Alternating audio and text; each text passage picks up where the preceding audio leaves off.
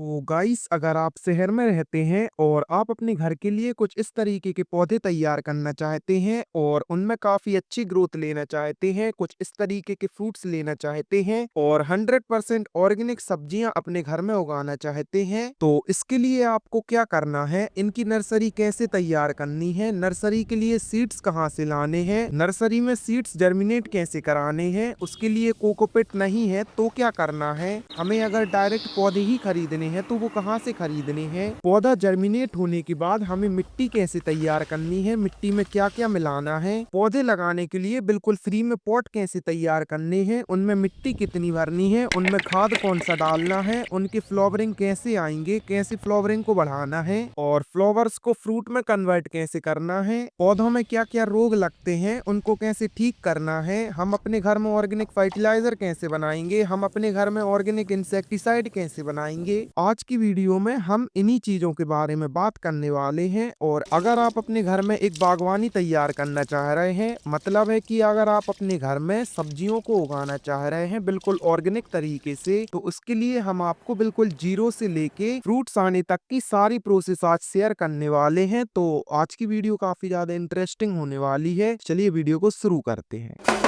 तो गाइस, अगर हमें अपने घर में ऑर्गेनिक सब्जियों का एक गार्डन तैयार करना है तो उसके लिए हमारी जो सबसे बेसिक नीड होगी वो होगी सीड्स की। उन्हीं से तो हम अपना पौधा जर्मिनेट करेंगे। तो हमारे सीड्स हमें कहाँ से खरीदने हैं, तो आपके घर के पास में जो भी सीड्स वाली दुकान होती है या फर्टिलाइजर वाली दुकान होती है, वहां से जाके आप डायरेक्ट सीड्स खरीद सकते हैं, या फिर आपको बहुत सारी वेबसाइट होती है उनमें भी ऑनलाइन मिल जाते हैं, लेकिन वो सीड्स आपको काफी ज्यादा महंगे पड़ेंगे। और अगर आप उन सीड्स को नहीं खरीद सकते तो आप क्या करिए, अपने घर में जो सब्जियां आती हैं जैसे कि ये मिर्च हो गई, इन मिर्च को खोलिए और इनके अंदर सीड्स निकलते हैं, इन्हीं सीड्स का आप यूज कर सकते हैं। वो अच्छा खासा जर्मिनेट होता है और अच्छी खासी सब्जियां देता है। हमने ये प्रैक्टिकल किया हुआ है, इसलिए ही आपको बता रहे हैं। तो आप इन मिर्च का भी यूज कर सकते हैं और ऐसी ही जो सब्जी आपको उगानी है उस सब्जी के अंदर से सीड्स निकालिए। टमाटर है तो टमाटर के सीड्स निकालिए और उनका यूज करिए, अच्छे खासे पौधे बनते हैं। तो अब हमारा सीड्स की दिक्कत खत्म हो गई। अब उनको जर्मिनेट कैसे कराना है, तो उसके लिए आपको एक प्रोट्रे की जरूरत पड़ने वाली है, जो कि 15 से 17 रुपए की आ जाती है। और वो आप कहाँ से खरीदेंगे, तो अगर आपके घर के पास में कोई नर्सरी है तो आप वहां से जाके इजिली उसको खरीद सकते हैं, या फिर आपके घर के पास में नर्सरी नहीं है तो आप किसी भी ऐसी शॉप में चले जाइए जहाँ पर ये सारी चीजें मिलती हैं, तो वहां से आपको इजिली मिल जाएगी। और अगर आपको वो भी नहीं मिल रही है तो आपको क्या करना है कि जो हमारे कॉफी वाले डिस्पोजर होते हैं उनका यूज आप कर सकते हैं। हमने इनमें पौधे लगाए हुए थे और हमें काफी अच्छा रिजल्ट मिला था, तो आप इनका भी यूज कर सकते हैं। तो हमारी जो प्रोट्रे है वो कैसी होनी चाहिए, हमें किन चीजों का ध्यान रखना है,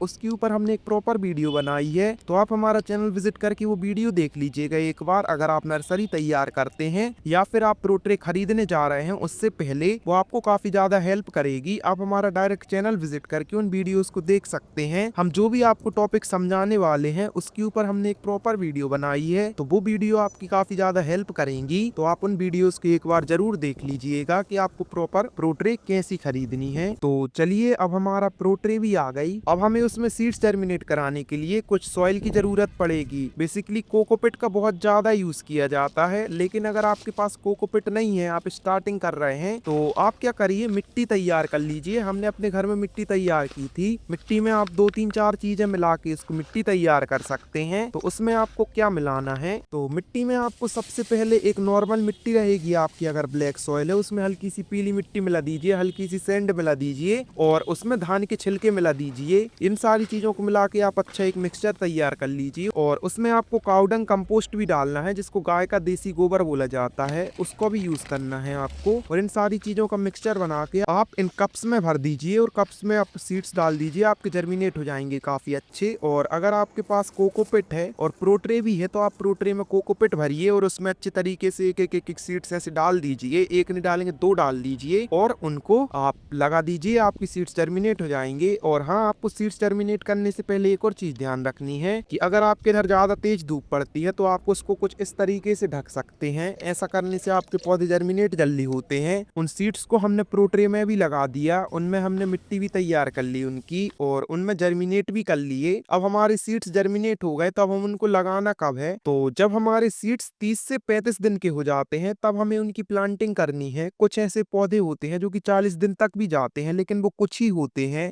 बाकी आपके 30 से 35 दिनों में अच्छे रेडी हो जाते हैं, और अगर आप उनसे कम दिनों के लगाते हैं तो वो थोड़ी प्रॉब्लम क्रिएट करते हैं। तो आप 30 से 35 दिनों तक के पौधों को आराम से लगा सकते हैं। तो चलिए अब हम बात करते हैं कि हमें पौधे लगाने के लिए मिट्टी कैसे तैयार करनी है, इसकी मिट्टी में हमें क्या-क्या डालना है। तो इसकी जो मिट्टी है, इस मिट्टी को तैयार करने में हमें क्या-क्या चीज लगी है, चलिए आपको बताते हैं हम फटाफट। तो इसको तैयार करने के लिए हमने सबसे पहले मिलाई है काली मिट्टी। उस मिट्टी में हमने मिलाया है बहुत सारा गाय का देसी गोबर, और उसके साथ हमने उसमें थोड़ी सी रेत मिलाई है। उससे क्या होता है, पानी जो है वो रिश्ता रहता है और हमारी मिट्टी ऐसी हार्ड नहीं होती है। हार्ड नहीं होगी तो हमारी मिट्टी में जो रूट्स हैं उनको ऑक्सीजन वगैरह अच्छे से मिलती है, इसलिए उसको हार्ड नहीं होने देना है। और उसके साथ ही आप उसमें धान का छिलका मिला सकते हैं। धान का छिलका भी काफी ज्यादा फायदा करता है, तो हमने इसमें मिलाया हुआ है और आप भी मिला सकते हैं। तो इन सारी चीजों से मिला के आप मिट्टी तैयार कर सकते हैं, काफी अच्छी मिट्टी तैयार हो जाएगी। और अगर आपको प्रॉपर जानना है मिट्टी तैयार करने के बारे में तो आप हमारा चैनल विजिट करके वीडियोस देखिए, आपको काफी ज्यादा हेल्पफुल होंगी वो वीडियोस, और काफी डिटेल में पता चलेगा आपको हर चीज के बारे में। तो ऐसे करके आप मिट्टी भी तैयार कर लीजिएगा।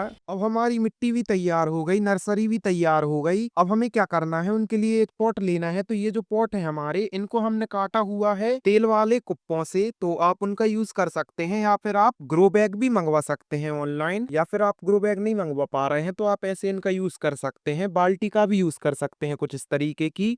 तो ऐसे कुछ करके आप पॉट ले लीजिए, उनमें मिट्टी फिल कर लीजिए और नर्सरी से पौधे निकालिए और उनमें पौधे लगाइए। और पौधे लगाते टाइम आपको क्या ध्यान रखना है कि आपके जो पौधों की जड़ें हैं उनमें रूट कॉइलिंग ना हुई हो। रूट कॉइलिंग क्या होती है, चलिए आपको बताते हैं। सबसे पहले तो रूट कॉइलिंग में क्या होता है कि हमारी जो रूट्स होती हैं वो ऐसे गोल गोल गोल गोल बहुत ज्यादा घूम जाती हैं और फंस सी जाती हैं। तो वो प्रॉब्लम ना हो हमारे पौधे में, अगर वो होती है तो उसकी रूट्स जो है वो अच्छे से मिट्टी में फैल नहीं पाती और हमारा पौधा अच्छा ग्रो नहीं कर पाता है। तो इस चीज का भी आपको ध्यान रखना है कि पौधे में रूट कॉइलिंग ना हुई हो। उसके साथ ही जब भी आप पौधा लगाएं तो उसको जब आप मिट्टी में प्लांट करें तो उसको अच्छे तरीके से दबा दें, क्योंकि अगर आप उसको अच्छे से दबा देंगे तो इसकी रूट्स हैं और मिट्टी है उनके बीच में गैप नहीं रहेगा, और अगर वो गैप नहीं रहेगा तो उनमें ना फंगस आएगी ना अदर बैक्टीरिया लगेंगे। तो ये छोटी सी चीज है लेकिन ये काफी बड़ा इम्पैक्ट डालती है हमारे पौधों की ग्रोथ में। इस चीज का भी आप ध्यान रखें। अब आपके पौधे जर्मिनेट हो गए, अब आपको पौधे लगाना है, तो उसके बाद आपको इनमें वाटरिंग करनी है, और उसके 2 दिन बाद आपको फर्स्ट बेसल डोज देना है, उसके 2 दिन बाद आपको सेकंड बेसल डोज देना है। ऐसे आपको 2-2 3-3 दिन के अंतर से 3 से 4 बेसल डोज 5 बेसल डोज तक देने हैं इसमें। उसके बाद आपका पौधा अच्छा खासा ऐसा फ्रूटिंग में आ जाएगा। तो अब आपको first basal dose, second basal dose, third basal dose, fourth basal dose, fifth basal dose में क्या देना है, तो उसके लिए आप काफी सारी फर्टिलाइजर अपने घर में तैयार कर सकते हैं। जैसे कि गाय का गोबर हो गया, उसका आप पानी में डालिए और उससे अच्छी खाद बना लीजिए, लिक्विड फर्टिलाइजर बना लीजिए और उसका यूज करिए अपने पौधों में। उसके बाद आपके पास बहुत सारी चीजें होती हैं, जैसे कि आपके पास किचन वेस्ट हो गया, उससे कंपोस्ट बना लीजिए। आपके पास काफी सारे ऐसे फल हो गए, केले के छिलके हो गए, इन सारी चीजों से लिक्विड फर्टिलाइजर तैयार किया जा सकता है और उनका यूज आप एज अ बेसल डोज दे सकते हैं। हमने दिया भी है और उनके ऊपर एक प्रॉपर वीडियो भी बनाई है। तो अगर आपको जानना है कि आप केले के छिलके से कैसे ऑर्गेनिक फर्टिलाइजर बना सकते हैं, बेल के छिलकों से कैसे बना सकते हैं, किचन वेस्ट से कैसे बना सकते हैं, गाय के उपलों से कैसे बना सकते हैं, तो ये सारी चीजें आपको हमारे चैनल में ही मिलने वाली हैं और इन सब के ऊपर हमने एक प्रॉपर वीडियो बनाई हुई है। तो आप हमारा चैनल विजिट करके वो वीडियोस देखिए, आपको काफी ज्यादा हेल्पफुल होंगी और आप एक प्रॉपर फर्टिलाइजर अपने घर में बना पाएंगे बिल्कुल फ्री में, बिना किसी पैसे खर्च किए हुए। तो एक बार आप जरूर देखिएगा वो वीडियोस। अब उसके साथ ही हमारे पौधों में काफी ज्यादा रोग लगते हैं, जिसमें हो गया यहाँ पर देखिए आप। तो ये जो रोग है ये लीफ माइनर है, और लीफ माइनर क्या होता है हमने एक डिटेल में वीडियो बनाई हुई है, तो आप उसको देखिएगा। अभी हम आपको फटाफट इनमें लगने वाले रोग बता दे रहे हैं, इनमें बीमारियां कौन सी लगती हैं और उनको कैसे ठीक करना है। अगर हम उनको डिटेल में बताएंगे तो वीडियो काफी ज्यादा लंबी हो जाएगी, इसलिए हम उनको डिटेल में नहीं बनाएंगे। और अगर आपको हर एक रोग के बारे में डिटेल में जानना है तो आप हमारा चैनल विजिट करिए और उन वीडियोस को देखिए। आपको हर एक वीडियो हर एक टॉपिक पर काफी डिटेल में मिलेगी विद उनके इलाज के साथ। तो आपको वीडियोस काफ़ी ज़्यादा हेल्प करेंगी, हम ऑलरेडी ही बना चुके हैं। लेकिन अभी हम आपको सिर्फ ओवरव्यू दे रहे हैं कि आप इनमें क्या डालिए, क्या रोग लगते हैं, लेकिन उनको कैसे तैयार करना है अपने घर में बिना किसी पैसा खर्च किए हुए, बिल्कुल फ्री में, किस चीज़ से करना है, वो सारा आपको हमारी वीडियोस में देखने के लिए मिलेगा, जो कि हम ऑलरेडी बना चुके हैं। अभी हम बाद में ये वीडियो बना रहे हैं, तो आप वो देख सकते हैं। खैर चलिए, हमारे पौधों में क्या लगता है? सबसे पहला रोग, कॉमन रोग है, लीफ माइनर है। उसके बाद क्या आता है? लीफ कर्ल, जो कि इस तरीके का होता है। ये देखिए आप, ये होता है लीफ कर्ल। ऐसी पत्तियां सुकड़ जाती हैं, इसको लीफ कर्ल बोला जाता है और इस पौधे में काफी ज्यादा आया हुआ है लीफ कर्ल। उसके साथ इनमें व्हाइट फ्लाई आती हैं, अगर हम इसको हिलाएं तो अभी भी उड़ रही होंगी काफी सारी व्हाइट फ्लाई। तो ये व्हाइट फ्लाई होती हैं, ये देखिए आप, इनको व्हाइट फ्लाई बोला जाता है और ये भी हमारे पौधों में लगती हैं। और ऐसी ही बहुत सारी बीमारियां हैं जो कि हमारे पौधों में लगती हैं और इनको हम ठीक करते हैं अपने घर में ही बने ऑर्गेनिक लिक्विड इंसेक्टिसाइड से। तो आप वीडियो देख के वो सारी चीजें समझ सकते हैं कैसे कैसे बनाना है। हम पत्तों से तैयार करते हैं। अभी अगर आपको डिटेल में बताने लगेंगे तो ये वीडियो काफी बड़ी हो जाएगी और हमने वैसे ही प्रॉपर वीडियो बनाई हुई है, तो आप वहां से उसको देख सकते हैं काफी डिटेल में। इसलिए हम उसको ज्यादा डीप में नहीं जा रहे हैं और आपका टाइम भी वेस्ट नहीं कर रहे हैं। आपको जब तैयार करना होगा तब आप एक तुरंत देखिएगा और अच्छे से तैयार कर लीजिएगा स्टेप बाय स्टेप। तो अब हमारे पौधा में फ्लावरिंग तक का काम हो गया है। आप 5 डोज देंगे तो उनमें फ्लावरिंग तक आ जाएगी। अब हमारे फ्लावर्स को हमें फ्रूट में कैसे कन्वर्ट करना है? तो अगर आप, जैसे हमारा ये करेला का ही पौधा है, इसमें देखेंगे आप तो ये वाला जो फ्लावर है ये थोड़ी अलग है और ये वाला जो फ्लावर है ये भी अलग है। ये फ्लावर अलग है और ये फ्लावर अलग है, लेकिन लगे तो एक ही पौधे में है। ये वाला फ्लावर भी देखिए आप, तो ये फ्लावर आपका अलग है, इसका स्टिग्मास भी अलग है और ये फ्लावर जो है ये भी अलग है। तो अब ये अलग क्यों है? तो ये है फीमेल और ये है मेल फ्लावर और इन दोनों के बीच में पॉलिनेशन होता है, जिसके चलते हमारे जो पौधे हैं ये ऐसे फ्रूट्स में कन्वर्ट होते हैं, फ्लावर्स।